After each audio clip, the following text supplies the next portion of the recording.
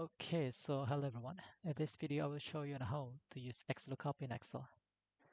So XLOOKUP is a function in Excel that can help you to find a value from another table. Okay, so for example, I have two tables here. So the first table is the product table, which contains the detail of the product. So I have product ID, product name, and unit price. And then for the second table, I have order table, which contains the detail of the transaction of a product ID. So I have ordered ID, product ID, and quantity sold. Okay, so the idea here is I want to show the details of a product name based on the product ID that show here, refer to this product table. Okay, let's say I want to show the product name. So how to do that is type XLOOKUP.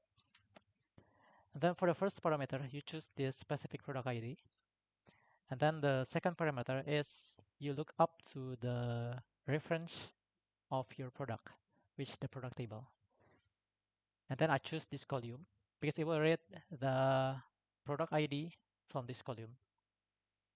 And then the third parameter is you choose the column that you want to show in this order table, which I want to show the product name, so I choose this column.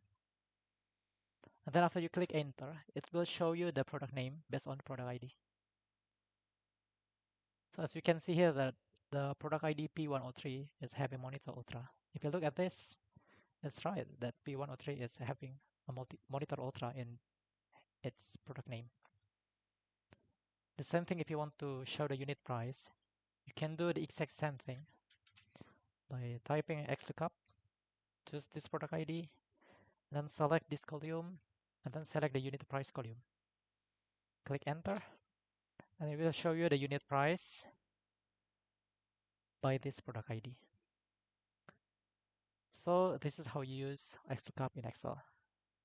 Thank you very much.